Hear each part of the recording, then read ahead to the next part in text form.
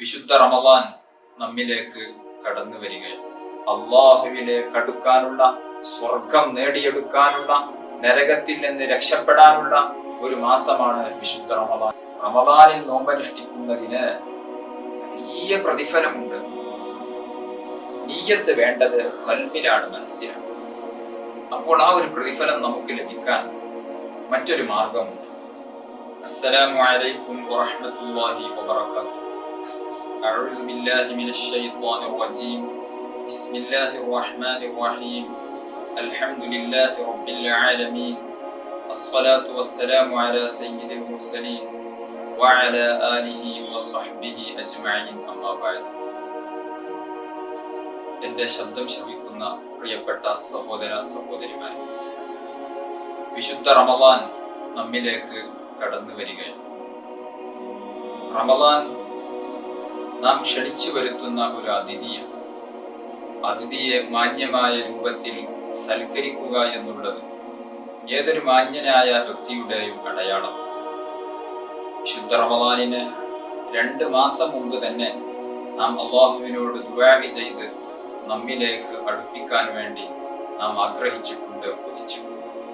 അല്ലാഹുമ്മ ബാരിക് ലനാ ഫീ റജബിൻ വശഅബാൻ വബല്ലിഗ്നാ റമളാൻ. അല്ലാഹുവേ, റജബിലും ശഅബാനിലും ഞങ്ങൾക്ക് നീ ബറക്കത്ത് നൽകണേ, റമളാനിനെ ഞങ്ങൾക്ക് നീ എത്തിക്കണേ എന്ന് റജബ് പിറന്നാൽ മുത്തുനബി സല്ലല്ലാഹു അലൈഹി വസല്ലമ തങ്ങൾ ദുആ ചെയ്യാറുണ്ടായിരുന്നു.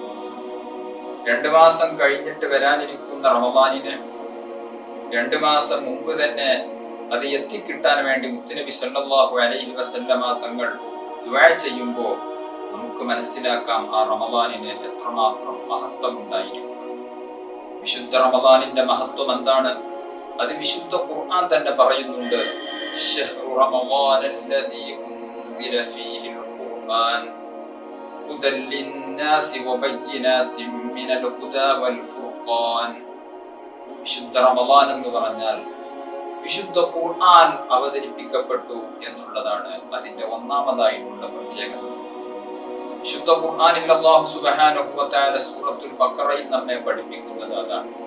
വിശുദ്ധ റമദാൻ അതിന്റെ മഹത്വം അല്ലദീ ഉൻസില ഫീഹിൽ ഖുർആൻ, ഖുർആൻ അതിൽ അവതരിച്ചു എന്നുള്ളത്. ഫമൻ ശഹിദ മിൻകുമുശ് ശഹ്റ ഫല്യസും. ഖുർആൻ അവതരിച്ച ആ മാസത്തിന് മഹത്വം ഉണ്ടാകുമ്പോൾ എന്ത് ചെയ്യണം എന്നും വിശുദ്ധ ഖുർആൻ നമ്മെ പഠിപ്പിക്കുന്നുണ്ട്. ഫമൻ ശഹിദ മിൻകുമുശ് ശഹ്റ ഫല്യസും. ആരെങ്കിലും ആ പുണ്യമായ മാസത്തിൽ ഹാദിറായാൽ, ഒരുമിച്ച് കൂടിയാൽ, ആ മാസം അനുഭവിക്കാൻ ഭാഗ്യം ലഭിച്ചാൽ ഫല്യസുംഹു, അവൻ നോമ്പനുഷ്ഠിച്ചു കൊള്ളട്ടെ. അപ്പോൾ നോമ്പാണ്, വിശുദ്ധ റമദാനിൽ നോമ്പനുഷ്ഠിക്കുക എന്നുള്ളതാണ് റമദാനിൽ നാം ചെയ്യേണ്ട ഏറ്റവും പ്രധാനപ്പെട്ട ഒന്ന്. പ്രിയപ്പെട്ട മുഅ്മിനീങ്ങളെ, സഹോദര സഹോദരിമാരെ, നോമ്പനുഷ്ഠിക്കുക എന്നുള്ളതിന് വലിയ പ്രതിഫലമുണ്ട്. നബി സല്ലല്ലാഹു അലൈഹി വസല്ലമ തങ്ങൾ പഠിപ്പിച്ചിട്ടുണ്ട്.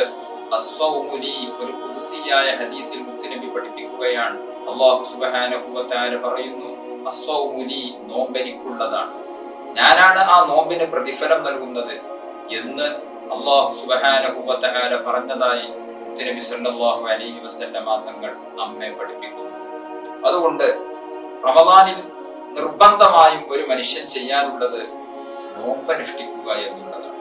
അതുകൊണ്ട് റമദാനിൽ നാം നോമ്പനുഷ്ഠിക്കാൻ വേണ്ടി തയ്യാറാകണം. എല്ലാവരും തയ്യാറായിട്ടുണ്ടാകും, നോമ്പനുഷ്ഠിക്കും എന്നുള്ളതിന്റെ യാതൊരു സംശയവുമില്ല. റമദാൻ നമ്മിലേക്ക് വരുമ്പോൾ വേറെയും പല തീരുമാനങ്ങളും പല ഒരുക്കങ്ങളും നാം റമദാനിന് വേണ്ടി തയ്യാറാക്കേണ്ടതുണ്ട്, നാം ഒരുങ്ങേണ്ടതുണ്ട്. ഞാൻ പറഞ്ഞുവല്ലോ, വിശുദ്ധ റമദാൻ ഒരു അതിഥിയാണ്. അതിഥിയെ പൂർണ്ണമായ രൂപത്തിൽ സൽക്കരിക്കാനും വരവേൽക്കാനും നാം നേരത്തെ പ്ലാൻ ചെയ്യണം. എങ്കിൽ മാത്രമേ ആ അതിഥി നമ്മെ ഇഷ്ടപ്പെടുകയുള്ളൂ. നിങ്ങൾ ആലോചിച്ചു, നിങ്ങൾ ഒരു വീട്ടിലേക്ക് വിരുന്നിന് വേണ്ടി പോകുന്നു, ഒരു വീട്ടിലേക്ക് ആ വീട്ടുകാരെ സന്ദർശിക്കാൻ വേണ്ടി ഒരു അതിഥിയായി പോകുന്നു. അതേസമയം നാം അങ്ങോട്ട് വരുന്നതിന് മുമ്പ് ആ വീട്ടിലെ ചില ആളുകൾ സംസാരിക്കുകയാണ്, ഓ, ആ അതിഥിക്ക് ഇപ്പോഴാണോ വരാൻ കണ്ട സമയം, അല്ലെങ്കിൽ കുറച്ച് കഴിഞ്ഞിട്ട് വന്നാൽ പോരെ എന്ന് തുടങ്ങി ആ വീട്ടുകാർ നാം വരുന്നതിൽ ഒരു വിഷമം അനുഭവിക്കുന്നത് നമുക്കറിയാൻ സാധിക്കുകയാണ് എങ്കിൽ നമുക്കൊരിക്കലും തന്നെ ആ വീട്ടിലേക്ക് ഒരു നല്ല മനസ്സോടുകൂടെ കടന്നു ചെല്ലാൻ നമുക്ക് സാധിക്കുകയില്ല. കാരണം ആ വീട്ടുകാർ നമ്മെ അത്രമാത്രം ഗൗനിക്കുന്നില്ല, ആദരിക്കുന്നില്ല, ബഹുമാനിക്കുന്നില്ല, സ്നേഹിക്കുന്നില്ല എന്നുള്ളത് തന്നെയാണ്. അതുകൊണ്ട് വിശുദ്ധ റമദാൻ നമ്മിലേക്ക് കടന്നു വരുമ്പോൾ ആ റമദാൻ കടന്നു വരുന്നതിനുള്ള സന്തോഷം നമുക്കുണ്ടായിരിക്കും. ഒരിക്കലും തന്നെ റമദാൻ ആണല്ലോ ഇനി വരുന്നത്, നോമ്പനുഷ്ഠിക്കണം, മറ്റുള്ള കാര്യങ്ങളൊക്കെ ചെയ്യണം എന്നുള്ളത് കൊണ്ട് മാനസികമായി വിഷമിക്കുന്നവരാവാൻ പാടില്ല. മുഅ്മിനായ മനുഷ്യനെ സംബന്ധിച്ചിടത്തോളം റമദാൻ വരുമ്പോ വലിയ സന്തോഷമാണ് അവൻ ഉണ്ടാവേണ്ടത്. സൂഫിയാക്കളായ പല പണ്ഡിതന്മാരും റമദാൻ വരുന്നതിന്റെ 6 മാസം മുമ്പ് തന്നെ റമദാൻ എത്താൻ വേണ്ടി ആഗ്രഹിക്കുകയും കൊതിക്കുകയും അതിനുവേണ്ടി പ്രാർത്ഥിക്കുകയും ചെയ്യുന്നവരായിരുന്നു. അതുകൊണ്ട് റമദാനാകുന്ന വിശിഷ്ടമായ ഒരു അതിഥി വരുമ്പോൾ മനസ്സുകൊണ്ടെങ്കിലും ആ മാസം ഒന്ന് എത്തിയിരുന്നെങ്കിൽ എന്നുള്ള ആഗ്രഹം നമുക്കുണ്ടായിരിക്കണം. ഞാൻ പറഞ്ഞു, റമദാനിൽ നാം നിർബന്ധമായും ചെയ്യേണ്ട ഒരേ ഒരു കർമ്മം അത് നോമ്പാണ്. അല്ലാഹു സുബ്ഹാനഹു വ തആല പഠിപ്പിച്ച നോമ്പ്, നിർബന്ധമാക്കിയ നോമ്പ് നാം അനുഷ്ഠിക്കേണ്ടതുണ്ട്. ആ നോമ്പനുഷ്ഠിക്കൽ ഇഷ്ടമില്ലാത്തവർ, നോമ്പനുഷ്ഠിക്കുന്നതിനെ ബുദ്ധിമുട്ടായി കണക്കാക്കുന്നവരായിരിക്കും പലരും. റമദാൻ പിന്നീട് വന്നാൽ മതി, കുറച്ചും കൂടെ ആയിക്കോട്ടെ എന്ന് വിചാരിക്കുന്നു. പ്രിയപ്പെട്ട മുഅ്മിനീങ്ങളെ, ഞാൻ പറയാം, നോമ്പ് വളരെ ലളിതമാണ്, നോമ്പിന്റെ പ്രതിഫലം വളരെ വലുതാണ്. അതുകൊണ്ട് അതിന്റെ പേരിൽ നമുക്ക് റമദാൻ പിന്നെയാകുന്നതല്ലേ നല്ലത് എന്ന് ചിന്തിക്കേണ്ടതില്ല. റമദാൻ ഇങ്ങ് വരട്ടെ.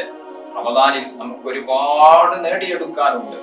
11 മാസം നാം അമലുകൾ ചെയ്താൽ ലഭിക്കാത്ത വലിയ പ്രതിഫലമാണ് റമദാനാകുന്ന ആ ഒരു മാസത്തിൽ നമുക്ക് നേടിയെടുക്കാൻ സാധിക്കുന്നു. അതുകൊണ്ട് റമദാൻ വരുമ്പോ ഒന്നാമതായി നമുക്ക് ഉണ്ടാവേണ്ടത് മാനസികമായ ഒരു സന്തോഷം. റമദാൻ വരികയാണല്ലോ എന്നുള്ള ആ ഒരു സന്തോഷവും ആവേശവും, ഈമാനികമായ ആവേശവും, അതുപോലെ തന്നെ റമദാനിൽ നാം എന്തെല്ലാം ചെയ്യണം എന്നുള്ള ഒരു പ്രതിജ്ഞയും തീരുമാനവും നല്ല ഒരു പ്ലാനിങ്ങും ഒരു മനുഷ്യനെ സംബന്ധിച്ചിടത്തോളം, ഒരു മുഅ്മിനായ വ്യക്തിയെ സംബന്ധിച്ചിടത്തോളം റമദാനിന്റെ മുമ്പേ നാം തയ്യാറാക്കേണ്ടതുണ്ട്. If you fail to plan, നിങ്ങൾ പ്ലാൻ ചെയ്യുന്നിടത്ത് പരാജയപ്പെടുകയാണ് എങ്കിൽ you are planning to fail, നിങ്ങൾ പരാജയപ്പെടാൻ വേണ്ടിയാണ് പ്ലാൻ ചെയ്യുന്നത് എന്ന് പറയപ്പെടുന്നുണ്ട്. അതായത് നിങ്ങൾ പ്ലാൻ ചെയ്യുന്നിടത്ത് പരാജയപ്പെടുകയാണ് എങ്കിൽ പരാജയപ്പെടാൻ വേണ്ടിയാണ് പ്ലാൻ ചെയ്യുന്നത്. അത് ഏത് കാര്യം എടുത്തു നോക്കുകയാണ് എങ്കിൽ, ബിസിനസ് ആകട്ടെ, മറ്റു കച്ചവടങ്ങളാകട്ടെ, അല്ലെങ്കിൽ ഒരു യാത്രയാകട്ടെ, നന്നായി പ്ലാൻ ചെയ്തുകൊണ്ടുള്ള പ്രവൃത്തിയാണ് എങ്കിൽ അത് വിജയിക്കും. ആ യാത്ര, ആ ബിസിനസ്, ആ കച്ചവടം അത് വളരെയധികം വിജയിക്കും. അതേസമയം ആ പ്ലാൻ ചെയ്യുന്നിടത്ത് നിങ്ങൾ പരാജയപ്പെട്ടാൽ, ആ പ്ലാൻ ചെയ്യുന്നിടത്ത് നിങ്ങൾ ഒരൽപ്പം പിറകോട്ട് പോയാൽ അത്ര തന്നെ വിജയിക്കുകയില്ല, വലിയ നഷ്ടമായിരിക്കും. അല്ലെ, ബിസിനസ് ചെയ്യുന്നിടത്ത് പലരും പ്ലാനിങ് ഇല്ലാതെ ബിസിനസ്സിലേക്ക് ഇറങ്ങും. അവസാനം വലിയ നഷ്ടത്തിലായി, വലിയ കടത്തിലായി, ടെൻഷനിലായി. യാത്ര ചെയ്യുന്നിടത്ത് പ്ലാൻ ഇല്ല എങ്കിൽ അല്ലെങ്കിൽ ഉള്ള പ്ലാനിൽ പരാജയപ്പെട്ടാൽ ഉദ്ദേശിച്ച സ്ഥലത്തൊന്നും കൃത്യമായി പോകാൻ സാധിക്കുകയില്ല. അതുകൊണ്ട് ഏത് കാര്യം ചെയ്യുകയാണ് എങ്കിലും നന്നായി പ്ലാൻ വേണം. വിശുദ്ധ റമദാനും അങ്ങനെ തന്നെയാണ്. അല്ലാഹു സുബ്ഹാനഹു വ തആല റമദാനിലെ ഓരോ സെക്കൻഡുകൾക്കും വലിയ മഹത്വവും പ്രതിഫലവും നമുക്ക് വാഗ്ദാനം ചെയ്യുമ്പോൾ അത് നേടിയെടുക്കാൻ വേണ്ടി നാം ശ്രമിക്കണം. അതിന് നല്ല പ്ലാനിങ് നമുക്ക് വേണ്ടത്.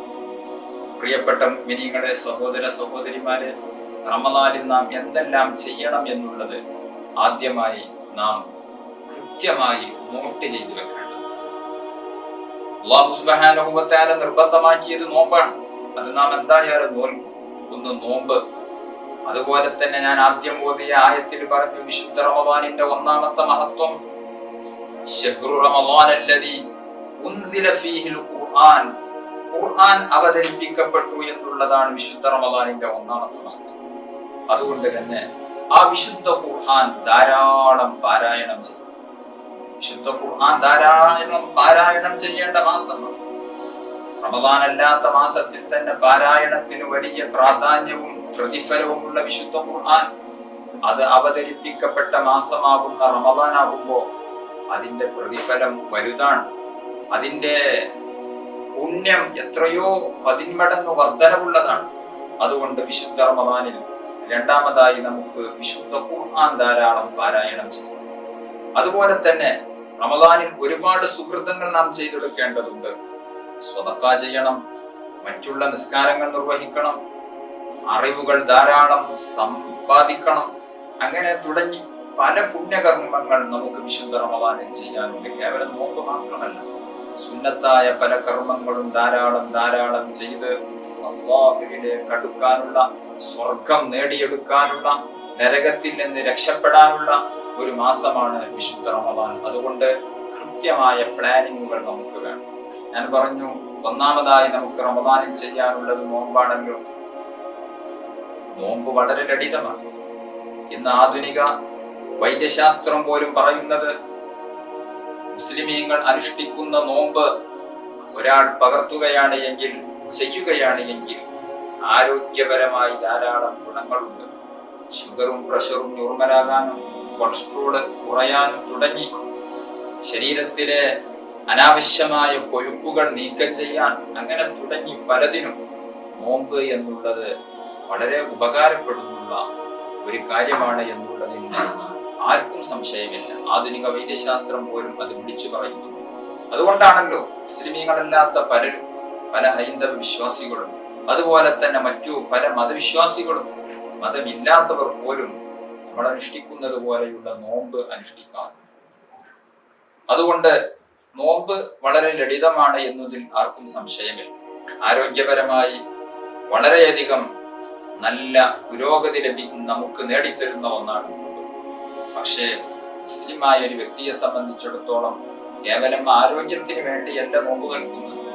എന്തിനു വേണ്ടിയാ നോമ്പ് നോൽക്കുന്നത്? നോമ്പ് നോൽക്കുന്നത് അല്ലാഹു സുബ്ഹാനഹു വ തആല എന്നോട് കൽപ്പിച്ചു എന്നുള്ളത് കൊണ്ടാണ്. അല്ലാഹു സുബ്ഹാനഹു വ തആല പറഞ്ഞതല്ലേ, ഫമൻ ശഹിദ മിൻകും അശ്ശഹറ ഫല്യസും.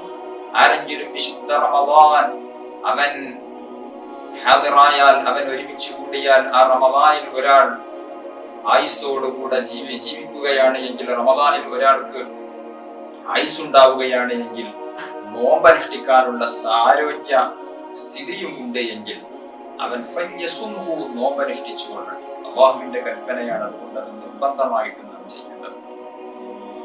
പക്ഷെ നോമ്പനുഷ്ഠിക്കുന്നിടത്ത് പലർക്കും പരാജയം സംഭവിച്ചു പോകുന്നു. അതിലൊന്ന് ഞാൻ ഈ പറഞ്ഞതുപോലെ ലക്ഷ്യം മറ്റു ചിലതാകും. അതാവാൻ പാടില്ല.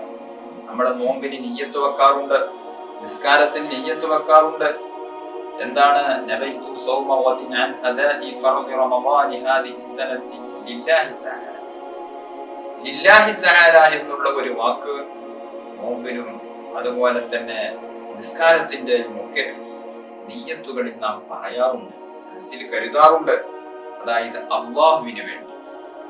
ഒരു മുസ്ലിമായ മനുഷ്യൻ പുണ്യകർമ്മങ്ങൾ ചെയ്യുമ്പോൾ, ആരാധനാ കർമ്മങ്ങൾ ചെയ്യുമ്പോൾ അതെന്റെ റബ്ബിന്റെ പൊരുത്തം ലഭിക്കാൻ വേണ്ടി എന്നുള്ള ഒരു മനസ്സിലുള്ള ഒരു കരുത്ത്, ഒരു നിയ്യത്ത് ഉണ്ടായിരിക്കും. എന്നാലാണ് അല്ലാഹു സുബ്ഹാനഹു വ തആല പറഞ്ഞ ആ വലിയ പ്രതിഫലം നമുക്ക് ലഭിക്കും. അതേസമയം ആ ഒരു നിയ്യത്തില്ലാതെ മറ്റു ലക്ഷ്യങ്ങൾക്കായാൽ, അതുകൊണ്ട് അള്ളാഹുവിന്റെ അരികിലുള്ള പ്രതിഫലം ലഭിക്കുമോ എന്നറിയില്ല.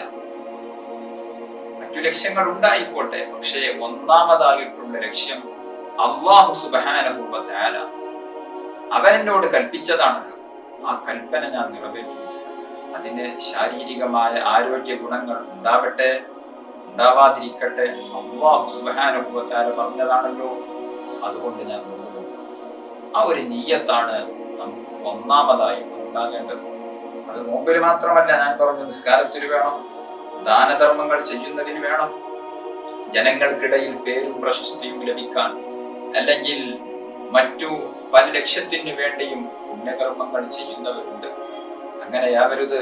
ഒന്നാമതായി അല്ലാഹുവിന് വേണ്ടി എന്നുള്ള ആ ഒരു നിയ്യത്ത് നമ്മുടെ മനസ്സിൽ ഉണ്ടായിരിക്കും. ഇതാണ് നോമ്പെടുക്കുമ്പോൾ നാം ശ്രദ്ധിക്കേണ്ട പ്രധാനപ്പെട്ട ഒരു കാര്യം. അതുകൊണ്ട് റമദാനിൽ നമുക്ക് ചെയ്യാനുള്ള ഒന്ന്, പ്രധാനപ്പെട്ട ഒന്ന് നോമ്പാണ്. നോമ്പിനെ സംബന്ധിച്ചിടത്തോളം നാം കർമ്മശാസ്ത്രപരമായി പറയുകയാണ് എങ്കിൽ നോമ്പിന് 2 ഫർളുകളാണ്. നമുക്കറിയാം, നിസ്കാരത്തിന് ഫർളുകളുണ്ട്, നിർബന്ധ ഘടകങ്ങളുണ്ട്. ആ നിർബന്ധ ഘടകങ്ങൾ ചെയ്താൽ മാത്രമാണ് യഥാർത്ഥത്തിൽ നോമ്പാവുകയുള്ളൂ. അതുപോലെ തന്നെ നിസ്കാരത്തിന്റെ നിർബന്ധ ഘടകങ്ങളാകുന്ന 14 ഫർളുകൾ ചെയ്താൽ മാത്രമാണ് നിസ്കാരമായി തീരുകയുള്ളൂ. നിസ്കാരത്തിലെ 14 ഫർളുകളിൽ നിന്ന് ഒരാൾ റുക്കൂഅ് എന്ന് പറയുന്ന ഫർള് ഉപേക്ഷിച്ചാൽ അയാളുടെ നിസ്കാരം സ്വീകാര്യമല്ല. കാരണം നിസ്കാരത്തിന്റെ നിർബന്ധ ഘടകമാകുന്ന റുക്കൂഇനെ അയാൾ ഉപേക്ഷിച്ചു എന്ന്. നിസ്കാരത്തിന് 14 ഫർളുകൾ ഉണ്ട് എങ്കിൽ നോമ്പിന് വെറും 2 ഫർളുകളാണ് ഉള്ളത്. ഒന്ന് നിയ്യത്ത്, 2 നോമ്പ് മുറിയുന്ന കാര്യങ്ങളിൽ നിന്ന് വിട്ടുനിൽക്കുക എന്നത്. ഇതാണ് രണ്ടാമത്തെ ഫർള്. നിയ്യത്ത് വളരെ ലളിതമാണ്. നിയ്യത്ത് എന്ന് പറഞ്ഞാൽ മനസ്സിലുള്ള കരുത്താണ്, മനസ്സിൽ കരുതലാണ്, ഒരു തീരുമാനമെടുക്കലാണ് നിയ്യത്ത് എന്ന് പറഞ്ഞാൽ. നാവ് കൊണ്ട് അത് പ്രത്യേകം ഉച്ചരിക്കുക എന്നുള്ളത് നിർബന്ധമായ കാര്യമാണ്. അപ്പോൾ നാം നിയ്യത്ത് വെക്കുമ്പോൾ നവൈതു സൗമ ഗദിൻ അൻ അദാഇ ഫർളി റമളാനി ഹാദിഹി സനതി ലില്ലാഹി തആല എന്ന് അറബിയിൽ പറഞ്ഞതിന് ശേഷം മലയാളത്തിൽ അതിന്റെ അർത്ഥം പറയും. എന്താണ് അർത്ഥം? നവൈതു എന്ന് പറഞ്ഞാൽ ഞാൻ കരുതി, സൗമ ഗദിൻ നാളത്തെ നോമ്പിനെ ഞാൻ കരുതി, അൻ അദാഇ ഫർളി റമളാനി റമളാൻ മാസത്തിലെ ഫർളായ അദാ ആയ നാളത്തെ നോമ്പിനെ നോൽക്കാൻ വേണ്ടി കരുതി. ഹാദിഹി സനതി, ഈ വർഷത്തെ. ആർക്ക് വേണ്ടി നോൽക്കാൻ കരുതി? ലില്ലാഹി തആല, അല്ലാഹുവിന് വേണ്ടി നോൽക്കാൻ കരുതി എന്ന് നാം നിയ്യത്ത് വെക്കും. അറബിയിൽ തന്നെ പറയണമെന്നില്ല, മലയാളത്തിൽ പറഞ്ഞാൽ മതി. സാധാരണഗതിയിൽ നമ്മുടെ പള്ളികളിലൊക്കെ തറാവീഹിന് ശേഷം ഈ ഒരു നിയ്യത്ത് ഇമാമ് പറഞ്ഞു കൊടുക്കാറുണ്ട്. അറബിയിലും പറയും, മലയാളത്തിലും പറയും. ഇങ്ങനെ പറയൽ സുന്നത്തേ ഉള്ളൂ, നിർബന്ധമുള്ള കാര്യമൊന്നുമല്ല. അതേസമയം ഇത് മനസ്സിൽ കരുതുക എന്നുള്ളത് മനസ്സിൽ കരുതണം. കേവലം നാക്കുകൊണ്ട് പറഞ്ഞാൽ മാത്രമായില്ല. അത് ഏത് നിയ്യത്തും, നിസ്കാരത്തിന്റെ നിയ്യത്താണെങ്കിലും നോമ്പിന്റെ നിയ്യത്താണെങ്കിലും നിയ്യത്ത് വേണ്ടത് ഖൽബിലാണ്, മനസ്സിലാണ്. അതുകൊണ്ട് നോമ്പിന് നിയ്യത്ത് വെക്കുമ്പോൾ, പ്രത്യേകിച്ച് തറാവീഹിൽ പങ്കെടുത്ത് പള്ളിയിൽ നിസ്കരിക്കുന്ന ആളുകളൊക്കെ പലപ്പോഴും നോമ്പിന്റെ നിയ്യത്ത് അശ്രദ്ധമായി നാവുകൊണ്ട് ഇങ്ങനെ പറയുന്നവരുണ്ട്. അശ്രദ്ധമായി നാവുകൊണ്ട് പറഞ്ഞതുകൊണ്ട് നിയ്യത്താവുകയില്ല. മനസ്സിൽ കരുതണം. നാവുകൊണ്ട് പറഞ്ഞാലും ഇല്ലെങ്കിലും മനസ്സിൽ കരുതലാണ്. ഇതാണ് നിയ്യത്തിൽ നാം ശ്രദ്ധിക്കേണ്ട ഒരു കാര്യം. മറ്റൊരു കാര്യം, നിയ്യത്തിൽ ശ്രദ്ധിക്കേണ്ട മറ്റൊരു കാര്യം, നിയ്യത്തിന്റെ ഒരു പ്രധാനപ്പെട്ട ഷർത്താണ് അത്തബീത്. അതായത് രാത്രിയിലായിരിക്കണം നിയ്യത്ത് വെക്കേണ്ടത്. ശാഫിഈ മദ്ഹബിനെ സംബന്ധിച്ചിടത്തോളം പറയുകയാണ് എങ്കിൽ നിയ്യത്ത് രാത്രിയിൽ വെക്കണം. അതായത് മഗ്രിബ് ബാങ്ക് കൊടുക്കുന്നതിന്റെയും സുബ്ഹ് ബാങ്കിന്റെയും ഇടയിലുള്ള ആ ഒരു സമയം, ആ ഒരു സമയത്തായിരിക്കണം നിയ്യത്ത് വെക്കേണ്ടത്. എല്ലാ രാത്രിയിലും നിയ്യത്ത് വെക്കണം. ഒരു രാത്രിയിൽ നിയ്യത്ത് വെച്ചാൽ പോരാ, എല്ലാ രാത്രിയിലും നിയ്യത്ത് വെക്കണം. അതുകൊണ്ട് എല്ലാ രാത്രിയിലും നിയ്യത്ത് വെക്കാൻ വേണ്ടി നാം പ്രത്യേകം ശ്രദ്ധിക്കണം. നിയ്യത്ത് വിട്ടുപോയാൽ നമ്മുടെ നോമ്പ് നഷ്ടപ്പെടും. ഒരാൾ ഒരു രാത്രിയിൽ നിയ്യത്ത് വെക്കാൻ മറന്നുപോയാലോ, നിയ്യത്ത് വെക്കാൻ മറന്നുപോയാൽ അദ്ദേഹത്തിന് പിറ്റേ ദിവസം നോമ്പില്ല. കാരണം നോമ്പിന്റെ പ്രധാനപ്പെട്ട ഒരു ഫർള് നിയ്യത്താണ്. ആ നിയ്യത്ത് അയാൾ മറന്നുപോയി. എന്നാൽ നിയ്യത്ത് മറന്നുപോയതിന്റെ പേരിൽ നോമ്പില്ല എന്ന് കരുതി അയാൾക്ക് ഭക്ഷണം കഴിക്കാൻ പറ്റുമോ? അതും പറ്റില്ല. കാരണം നിയ്യത്ത് മറന്നുപോയതിന്റെ പേരിലോ അല്ലെങ്കിൽ മറ്റെന്തെങ്കിലും കാരണത്തിന്റെ പേരിലോ നോമ്പെടുക്കാൻ കഴിവുള്ള ഒരാള് റമളാനിലെ നോമ്പ് അയാൾക്ക് നഷ്ടപ്പെട്ടാൽ അയാൾക്ക് ഇംസാഖ് നിർബന്ധമാണ്. ഇംസാഖ് എന്ന് പറഞ്ഞാൽ നോമ്പ് മുറിയുന്ന കാര്യങ്ങളിൽ നിന്ന് വിട്ടു നിൽക്കുക എന്ന്. അത് നിർബന്ധമാണ്. അതയാൾ ചെയ്തിരിക്കണം. അയാൾ നോമ്പുകാരനെ പോലെ നിൽക്കണം. ഇതിനാണ് ഇംസാഖ് എന്ന് പറയുന്നത്. അയാൾക്ക് വെള്ളം കുടിക്കാൻ പറ്റില്ല, ഭക്ഷണം കഴിക്കാൻ പറ്റില്ല. അതെന്ത്? നോമ്പേതായാലും ഇല്ലല്ലോ. നോമ്പേതായാലും ഇല്ലല്ലോ, എന്നാൽ പിന്നെ ഭക്ഷണം കഴിച്ചുകൂടെ, വെള്ളം കുടിച്ചുകൂടെ പറ്റില്ല. കാരണം വിശുദ്ധ റമളാൻ നാം ഓരോരുത്തരും ആദരിക്കേണ്ട, ബഹുമാനിക്കേണ്ട നോമ്പെടുക്കേണ്ടതായ ഒരു മാസം. ആ ഒരു ദിവസത്തിൽ, ആ ഒരു മാസത്തിൽ വല്ല വിധേനയും നിയ്യത്ത് നഷ്ടപ്പെടുകയോ അല്ലെങ്കിൽ മറ്റേതെങ്കിലും കാരണങ്ങളെ കൊണ്ടൊക്കെ നോമ്പ് ഇല്ലാതെയായി പോയാലും അതുകൊണ്ട് ഈ വിഷയം നാം ശ്രദ്ധിക്കേണ്ടത്. നോമ്പ് നഷ്ടപ്പെട്ടാൽ പിന്നെ എന്ത് ചെയ്യും? നോമ്പ് മറ്റൊരു മാസത്തിൽ റമദാൻ കഴിഞ്ഞിട്ട് ഏതെങ്കിലും ഒരു ദിവസം ഖളാ കിട്ടണം. റമദാൻ നോമ്പ് മറ്റൊരു മാസത്തിലോ മറ്റൊരു മാസത്തിൽപ്പെട്ട ഏതെങ്കിലും ഒരു ദിവസം ഖളാ കിട്ടുകയാണ് എങ്കിൽ അയാൾക്ക് ഫർദ് നോമ്പ് അനുഷ്ഠിച്ച പ്രതിഫലം ലഭിക്കും. റമദാനിൽ നോമ്പ് അനുഷ്ഠിക്കുന്നതിന് വലിയ പ്രതിഫലമുണ്ട്. ഒരു നോമ്പിന് 70,000 ഒക്കെ നോമ്പിന്റെ പ്രതിഫലം ലഭിക്കുന്ന മാസമാണ് വിശുദ്ധ റമദാൻ. അതുകൊണ്ട് തന്നെ റമദാനിൽ നോമ്പ് അനുഷ്ഠിക്കുന്ന പ്രതിഫലം, റമദാൻ നോമ്പാണ് അയാൾ പിന്നീട് ഖളാ കിട്ടുന്നത് എങ്കിൽ പോലും പിന്നീട് അത് ഖളാ കിട്ടുമ്പോൾ ആ ഒരു പ്രതിഫലം നമുക്ക് ലഭിക്കും. അതേസമയം നമുക്ക് നോമ്പ് നോൽക്കേണ്ട ബാധ്യത നിറവേറി. നാളെ പരലോകത്ത് പോയാൽ നീ എന്താ റമദാനിൽ നോമ്പ് അനുഷ്ഠിക്കാതിരുന്നത് എന്ന് ചോദിക്കുകയില്ല. കാരണം ആ നോമ്പ് അയാൾ ഖളാ കിട്ടിയിട്ടുണ്ട്. നോമ്പ് നോൽക്കാത്തതിന്റെ പേരിൽ കുറ്റക്കാരനാവുകയില്ല. കാരണം അയാൾ ആ നോമ്പ് ഖളാ കിട്ടിയിട്ടുണ്ട്. അതേസമയം റമദാൻ മാസത്തിൽ നോമ്പ് നോൽക്കുന്നവർക്ക് കൊടുക്കുന്ന പ്രതിഫലം അത്ര തന്നെ പ്രതിഫലം റമദാൻ അല്ലാത്ത മാസത്തിൽ റമദാൻ മാസം ഖളാ കിട്ടിയ നോമ്പ് കൊണ്ട് ലഭിക്കുകയും. അപ്പോൾ ആ ഒരു പ്രതിഫലം നമുക്ക് ലഭിക്കാൻ മറ്റൊരു മാർഗം ഫത്ഹുൽ മുഈൻ അടക്കമുള്ള ഗ്രന്ഥങ്ങളിൽ കാണാം. വിശുദ്ധ റമദാനിന്റെ ഒന്നാമത്തെ രാത്രിയിൽ തന്നെ റമദാനിലെ എല്ലാ ദിവസവും ഞാൻ നോമ്പനുഷ്ഠിക്കാൻ കരുതി എന്ന് നിയ്യത്ത് വെക്കും. അത് ശാഫിഈ മദ്ഹബ് അല്ല. ശാഫിഈ മദ്ഹബ് പ്രകാരം റമദാനിലെ ഓരോ രാത്രിയിലെയും നിയ്യത്ത് നിർബന്ധമാണ്. ഓരോ രാത്രിയിലും നാളെ ഞാൻ നോമ്പനുഷ്ഠിക്കാൻ കരുതി എന്നുള്ള നിയ്യത്ത് നിർബന്ധമാണ്. അതേസമയം മാലിക്കി മദ്ഹബിൽ ഒരു അഭിപ്രായമുണ്ട്. മാലിക്കി മദ്ഹബ് പ്രകാരം റമദാനിലെ ഒന്നാമത്തെ രാത്രി തന്നെ ഞാൻ എല്ലാ ദിവസവും നോമ്പനുഷ്ഠിക്കാൻ കരുതി എന്ന് നിയ്യത്ത് വെക്കുകയാണ് എങ്കിൽ അഥവാ വല്ല വിധേനയും ഏതെങ്കിലും ഒരു ദിവസം നിയ്യത്ത് വെക്കാൻ മറന്നുപോയാൽ അവിടെ ഏതായാലും നോമ്പില്ലല്ലോ, നിയ്യത്ത് പോയല്ലോ എന്ന് കരുതി ഭക്ഷണം കഴിക്കില്ല, വെള്ളം കുടിക്കില്ല. അങ്ങനെ ഭക്ഷണം കഴിക്കാനോ വെള്ളം കുടിക്കാനോ പറ്റില്ല. അതുകൊണ്ട് നോമ്പുകാരനെ പോലെ നിൽക്കുമ്പോൾ ഈ ഒരു നിയ്യത്ത് മാലിക്കി മദ്ഹബ് പ്രകാരമുള്ള ആ ഒരു നിയ്യത്ത് നാം വെച്ചിട്ടുണ്ടെങ്കിൽ മാലിക്കി മദ്ഹബിന്റെ വീക്ഷണപ്രകാരം നമുക്ക് നോമ്പുണ്ട്, നോമ്പിന്റെ പ്രതിഫലം ലഭിക്കും. അതേസമയം ശാഫിഈ മദ്ഹബ് പ്രകാരം നമുക്ക് നോമ്പ് ലഭിക്കണമെങ്കിൽ നാം പിന്നീട് ഒരു ദിവസം ഖളാ കിട്ടിയാൽ മതി. എന്നിരുന്നാലും റമദാനിൽ നോൽക്കുന്ന ആ ഒരു പ്രതിഫലം നമുക്ക് ലഭിക്കുമല്ലോ. മാലിക്കി മദ്ഹബ് പ്രകാരമാണെങ്കിലും റമദാനിൽ നോമ്പനുഷ്ഠിക്കുന്ന ഒരു പ്രതിഫലം നമുക്ക് ലഭിക്കുമല്ലോ. ഭക്ഷണം കഴിക്കുക, വെള്ളം കുടിക്കുക, തടിയുള്ള വല്ല വസ്തുവും അത് ചെറുതാകട്ടെ വലുതാകട്ടെ നമ്മുടെ ശരീരത്തിന്റെ ഉള്ളിലേക്ക് പ്രവേശിക്കുക, നോമ്പ് നോറ്റുകൊണ്ട് ഭാര്യ ഭർത്താക്കന്മാർ ശാരീരിക ബന്ധത്തിൽ ഏർപ്പെടുക തുടങ്ങിയ കാര്യങ്ങളെ കൊണ്ടൊക്കെ നോമ്പ് മുറിയും. ഈ നോമ്പ് മുറിയുന്ന കാര്യങ്ങളൊന്നും വിശുദ്ധ റമദാനിൽ നോമ്പനുഷ്ഠിച്ചുകൊണ്ട് പകല് ചെയ്യാൻ പാടില്ല. നോമ്പ് മുറിയുന്നത് അപ്പോ ഒന്ന് നിയ്യത്ത്, രണ്ടാമത്തത് നോമ്പ് മുറിയുന്ന കാര്യങ്ങളിൽ നിന്ന് വിട്ടുനിൽക്കുക എന്നുള്ളതാണ് നോമ്പിന്റെ രണ്ടാമത്തെ ഫർള്. നോമ്പിന്റെ 2 ഫർള്. ഈ 2 ഫർളുകളും പാലിച്ചുകൊണ്ട് നോമ്പ് നോറ്റാൽ തന്നെ അൽഹംദുലില്ലാഹ് നോമ്പ് അല്ലാഹു സുബ്ഹാനഹു വ തആല സ്വീകരിക്കും. അല്ലാഹു തആല നമ്മുടെയൊക്കെ നോമ്പ് സ്വീകരിക്കുമാറാവട്ടെ. അതേസമയം നോമ്പിനൊരു നിയ്യത്ത് മാത്രമാണോ ഉള്ളത്? അല്ല, നോമ്പിന് ഒരു റമദാനിൽ ഒരു നോമ്പ് എന്നുള്ളത് മാത്രമാണോ ഉള്ളത്? അല്ല.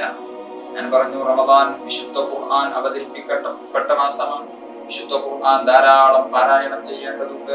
റമദാനിന്റെ ഒന്നാമത്തെ 10 ദിവസങ്ങൾക്ക്, രണ്ടാമത്തെ 10 ദിവസങ്ങൾക്ക്, മൂന്നാമത്തെ 10 ദിവസങ്ങൾക്കൊക്കെ പ്രത്യേകം മഹത്വങ്ങളുണ്ട്. അതിനൊക്കെ ധാരാളം പ്രതിഫലം അല്ലാഹു സുബ്ഹാനഹു വ തആല പലതിന്റെ പേരിലും നമുക്ക് തരുന്നുണ്ട്. അതൊക്കെ സ്വായത്തമാക്കാൻ വേണ്ടി നാം ശ്രമിക്കണം. അതുപോലെ തന്നെ മറ്റു ദിക്റുകൾ, സ്വലാത്തുകൾ, ആരാധനാ കർമ്മങ്ങൾ, അങ്ങനെ പലതും നോമ്പിന് വേണ്ടി നാം പ്രത്യേകം ശ്രദ്ധിക്കേണ്ടതുണ്ട്. പ്രത്യേകം അതെല്ലാം കൃത്യമായ പ്ലാനിങ്ങോടുകൂടെ നാം നേരത്തെ പ്ലാൻ ചെയ്ത് പൂർത്തിയാക്കേണ്ടതുണ്ട്. അതുകൊണ്ട് റമദാനിൽ നാം ഒന്നാമത് ചെയ്യേണ്ടത് നോമ്പനുഷ്ഠിക്കുക എന്നുള്ളതാണ്. പിന്നീട് നാം ചെയ്യേണ്ടത് വിശുദ്ധ ഖുർആൻ പാരായണം. അങ്ങനെ പല കാര്യങ്ങളുമുണ്ട്. ആ കാര്യങ്ങളെല്ലാം നാം ഒരു കൃത്യമായി ഒരു പ്ലാൻ ചെയ്തുകൊണ്ട് റമദാനിന്റെ മുമ്പ് തന്നെ നാം ഒരുങ്ങുകയാണ് എങ്കിൽ ഇൻഷാ അല്ലാഹ് നമുക്ക് ഈ റമദാൻ എന്തുകൊണ്ടും അള്ളാഹുവിന്റെ പൊരുത്തം നേടിയെടുക്കാൻ പറ്റുന്ന, സ്വർഗം കരസ്ഥമാക്കാൻ പറ്റുന്ന, നരകത്തിൽ നിന്ന് രക്ഷപ്പെടാൻ പറ്റുന്ന ഒരു റമദാനാക്കി നമുക്ക് മാറ്റിയെടുക്കാം ഇൻഷാ അല്ലാഹ്. എന്തെല്ലാം പ്ലാനിങ്ങുകൾ നമുക്ക് ഈ റമദാനിന്റെ മുന്നേ അല്ലെങ്കിൽ റമദാനിന് വേണ്ടി നാം തയ്യാറാക്കേണ്ടതുണ്ട് എന്ന് ഇൻഷാ അല്ലാഹ് അടുത്ത ക്ലാസ്സിൽ നമുക്ക് സൂചിപ്പിക്കാം. അല്ലാഹു സുബ്ഹാനഹു വ തആല നമ്മൾ പറഞ്ഞതും കേട്ടതും ഒരു സ്വാലിഹായ അമലായി നമ്മിൽ നിന്ന് കബൂൽ ചെയ്യുമാറാവട്ടെ. അർഹമുർ റഹീമീനായ രാജസയ്യിദായ അല്ലാഹ്, ഞങ്ങളുടെ കൂട്ടത്തിൽ ഒരുപാട് രോഗികളുണ്ട്, പ്രയാസങ്ങൾ അനുഭവിക്കുന്നവരുണ്ട്. എല്ലാവർക്കും നീ ശിഫാ നൽകണം റഹ്മാനെ. ഞങ്ങൾ ജീവിതത്തിൽ വന്നുപോയ സർവ്വ പാപങ്ങളും നീ പൊറുക്കണം റഹ്മാനെ. വിശുദ്ധ റമദാൻ നല്ല രൂപത്തിൽ സ്വീകരിക്കാനും റമദാനിന് വേണ്ട രൂപത്തിൽ ആരാധനാകർമ്മങ്ങൾ ചെയ്ത് നിന്റെ പൊരുത്തം നേടിയെടുക്കാനും ഞങ്ങൾക്ക് നീ തൗഫീഖ് നൽകണം റഹ്മാനെ. ഞങ്ങളുടെ കൂട്ടത്തിൽ കടങ്ങളെ കൊണ്ട് വിഷമിക്കുന്നവരുണ്ട്, നീ കടങ്ങൾ കൂട്ടിത്തരണം റഹ്മാനെ. മറ്റുള്ള പല പ്രയാസങ്ങളും ഉള്ളവരുണ്ട്, എല്ലാവർക്കും നീ സലാമത്ത് നൽകണം റഹ്മാനെ. വിവാഹപ്രായമെത്തി നിൽക്കുന്നവരുണ്ട്, അനുയോജ്യരായ ഇണകളെ നൽകണം റഹ്മാനെ. വീടില്ലാതെ കഷ്ടപ്പെടുന്നവരുണ്ട്, യോജിച്ച വീട് നീ എളുപ്പമാക്കി തരണം റഹ്മാനെ. കച്ചവടങ്ങളിലും ബിസിനസ്സുകളിലും മറ്റു ജീവിതോപാധി മാർഗങ്ങളിലുമെല്ലാം ഈ വലിയ ബറക്കത്തും പുരോഗതിയും നൽകണം റഹ്മാനെ. എല്ലാത്തിനും ഉപരി ആഖിബത്ത് നന്നായി കലിമത്തു തൗഹീദ് ഉച്ചരിച്ച് യഥാർത്ഥ മുഅ്മിനായി പൽവിലങ്ങി വിളങ്ങി മരിക്കാൻ നീ തൗഫീഖ് നൽകണം റഹ്മാനെ. നാളെ സ്വർഗീയ ലോകത്ത് ഞങ്ങളെ എല്ലാവരെയും നീ ഒരുമിച്ച് കൂടി അനുഗ്രഹിക്കണം റഹ്മാനെ. ആമീൻ ബിറഹ്മതിക യാ അർഹമർ റഹീമീൻ. ദുആ വസിയ്യത്തോടെ അസ്സലാമു അലൈക്കും വറഹ്മത്തുള്ളാഹി